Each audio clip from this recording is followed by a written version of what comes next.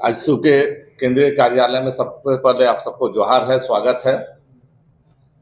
आज हम लोग यहाँ इस प्रेस कॉन्फ्रेंस में बैठे हैं। सबसे एक जो महत्वपूर्ण बात है, जो लगातार हम लोग इस मुद्दे को उठा रहे हैं और फिर से ये बात सामने आ रही है कि ये जो सरकार है, झारखंड मुक्ति मोर्चा और कांग्रेस और राजद की जो गठबंधन की सरकार है, ये सरकार ओबीसी पिछड़ों को हक नहीं देना चाहती, पिछड़ों का अधिकार मारना चाहती है। हमने देखा नगर निकाय के जो चुनाव का मुद्दा है, कई बार हाईकोर्ट ने इसके लिए फटकार लगाई है सरकार को, कई बार निर्देश दिया है, लेकिन इसके बावजूद जो सरकार, हेमंत सरकार की जो चाल दिख रही है, वो बताती है कि हेमंत सरकार साजिश कर रही है कि किसी भी ढंग से नगर निकाय में पिछड़ों का आरक्षण नहीं दिया जाए। जब इसके पहले आरक्षण, पिछड़ों का आरक्षण टालने के लिए जब प्रयास कर रही थी सरकार, तो हमारे सांसद प्रकाश चौधरी जी आए।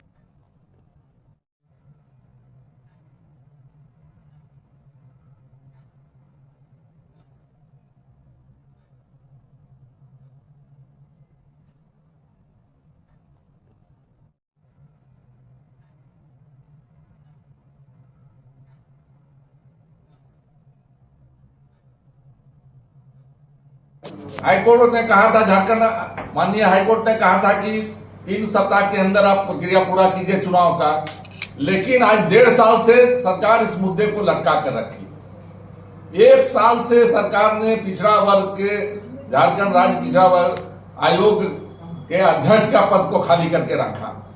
पिछले 4 महीने से सरकार ने जो झारखंड का जो मुख्य चुनाव आयुक्त का पद होता है, जो स्थानीय निकायों के चुनाव के लिए जो जिसकी जिम्मेवारी होती है, उसके पद को खाली करके रखा है। और लगातार सरकार इस संबंध में बहाना बनाती रही।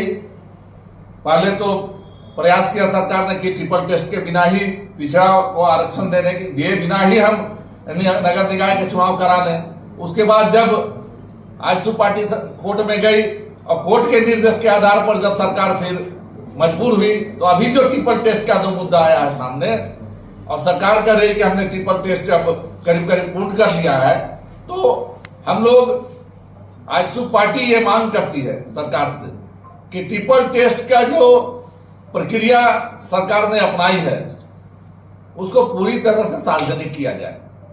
ट्रिपल टेस्ट के संबंध में किस ढंग से कहां किस प्रक्रिया के माध्यम से सर्वे किया गया, चूंकि यह शिकायत आ रही है लगातार कि ट्रिपल टेस्ट करने वाला कोई पहुंचा ही नहीं। कई लोगों से बात हुई है और सभी बता रहे हैं कि ट्रिपल टेस्ट करने के लिए उनके दरवाजे तक कोई नहीं पहुंचा। तो आखिर कौन सी प्रक्रिया के तहत सरकार ट्रिपल टेस्ट कराई है और उसका रिपोर्ट को आगे लाने का प्रयास में लगी हुई है।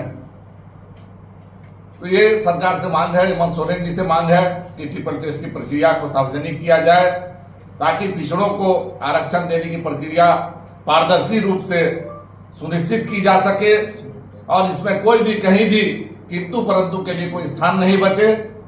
मैं इस संबंध में हमारे संजय मेहता जी हैं, युवा नेता है पार्टी के, ये कुछ विशेष इसमें और आपको जानकारी देंगे। वर्तमान में झारखंड सरकार ने ये वादा किया था कि ओबीसी को हम आरक्षण देंगे और ओबीसी को नगर निकाय के चुनाव में उनका हक अधिकार भी देंगे।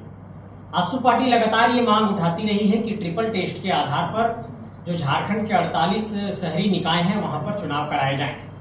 आप लोगों को ये बात जानकारी होगी कि ट्रिपल टेस्ट भी सरकार नहीं करा रही थी, लेकिन उसके बाद आजसू पार्टी सुप्रीम कोर्ट गई और सरकार पर एक दबाव बना। पिछले दिनों हाईकोर्ट में आनंद सिंह की बेंच ने यह कहा कि आप जल्दी से शहरी नगर निकाय का चुनाव कराइए।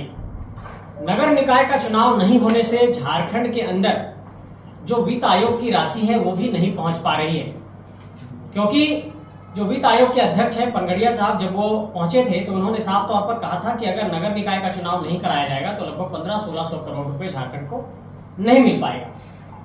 आजसू पार्टी ये सवाल उठाना चाहती है कि सरकार ने ये कहा था कि सामाजिक तौर पर, आर्थिक तौर पर और राजनीतिक तौर पर जो ये ट्रिपल टेस्ट है उसको हम डोर टू डोर तरीके से करेंगे। तो सरकार ने किस मैकेनिज्म का पालन किया है, सरकार ने किस तरीके से ये सर्वेक्षण किया है, सरकार ने डाटा का संग्रह किस तरीके से किया है, सरकार ने किस तरीके से इस सर्वे को पूरा किया है। एक बात ये सामने आई थी कि सरकार ने कहा था कि 19 जून 2025 को हम एक टेंडर जारी करेंगे, और जिसमें सरकार ने ये कहा था कि हम कुछ संस्थाओं को भी एकजुट करेंगे कि वो समेकित तौर पर हमारा एक डाटा संग्रह का रिपोर्ट तैयार करेगी। जब ये वैधानिकता पर सवाल उठाया गया कि आपके पास आयोग में अध्यक्ष नहीं है, तो लगातार आजसू पार्टी ने ये आवाज उठाया था कि राज्य पिछड़ा आयोग में अध्यक्ष नहीं है। उसके बाद सरकार पर दबाव बना और राज्य पिछड़ा आयोग में अध्यक्ष दिया गया है। हमारा दूसरा सवाल यह है कि झारखंड के अंदर ओबीसी को ट्रिपल टेस्ट के आधार पर नगर निकाय के क्षेत्र में आरक्षण देने का जब भी मसला सामने आता है तो सरकार लेट लतीफी करती है। सरकार के कार्यशैली से ये प्रदर्शित होता है कि सरकार समय से चुनाव नहीं कराना चाहती या सरकार टालना चाहती है। ये बात इस तरीके से साबित हो जाती है कि इससे पहले जब हाईकोर्ट में याचिका दाखिल किया गया कि सरकार तुरंत चुनाव कराए, तो सरकार ने खुद से शपथ पत्र दाखिल करते हुए कहा था कि 3 से 4 सप्ताह के भीतर हम चुनाव करा लेंगे। लेकिन सरकार ने इस बीच एक और चालाकी की है। सरकार ने चालाकी ये की है कि राज्य निर्वाचन आयुक्त का पद खाली रखा गया है। अब अगर ट्रिपल टेस्ट का रिपोर्ट आ भी जाता है और राज्य पिछड़ा आयोग में अध्यक्ष बना भी दिए गए हैं, तो अगर सरकार चुनाव कराना चाहेगी समय से, तो सरकार चुनाव नहीं करा पाएगी, क्योंकि राज्य निर्वाचन आयुक्त नहीं है। और ये चुनाव तभी हो पाएगा जब नई मतदाता सूची बनेगी, और नई मतदाता सूची की वैधानिकता तभी सफल मानी जाएगी जब राज्य निर्वाचन आयुक्त होंगे। ठीक उसी प्रकार से जिस तरीके से ओबीसी आयोग में जो उसके कस्टोडियन होते हैं वो ओबीसी आयोग के अध्यक्ष होंगे। तो अगर ट्रिपल टेस्ट हो भी जाता तो बिना अध्यक्ष के ट्रिपल टेस्ट के डाटा को वैध नहीं माना जाता, इसलिए इन लोगों ने अभी अध्यक्ष बना दिया। लेकिन दूसरा सवाल यह है कि ये लेट लतीफी करने के लिए राज्य निर्वाचन आयुक्त को नियुक्त नहीं करते हैं। इस पर हाईकोर्ट ने कहा कि राज्य निर्वाचन आयुक्त को नियुक्त करने की जिम्मेवारी भी राज्य नौकरशाही की है, झारखंड सरकार की है। और झारखंड सरकार इसमें लेट क्यों कर रही है? सरकार से ये सवाल पूछना चाहते हैं कि राज्य निर्वाचन आयुक्त का पद क्यों खाली रखा गया है। अब हमारा सवाल यह है कि क्या ट्रिपल टेस्ट में जो मैकेनिज्म पालन किया गया है, ट्रिपल टेस्ट में सरकार ने जिन फंडा को अपनाया है, सरकार ने कहा था हम डोर टू डोर जा रहे हैं, झारखंड के 48 शहरी नगर निकाय क्षेत्र में अगर ट्रिपल टेस्ट में गड़बड़ियां होगी तो जो ये बात कही जाती है कि जिसकी जितनी संख्या भारी उसकी उतनी हिस्सेदारी, और ये कहते हैं सोशल जस्टिस की बात, सामाजिक न्याय की बात, तो ये सवाल राजद से भी है, झामुमो से भी है और कांग्रेस से भी है कि लगातार ये लोग संविधान का हवाला देते हैं और ये कहते हैं कि हम हक देना चाहते हैं एसटी को, एससी को और ओबीसी को। तो ये सवाल मैं पूछना चाहता हूं सत्ताधारी दल से कि झारखंड में ओबीसी को हक और अधिकार देने में इतनी देरी क्यों की जा रही है।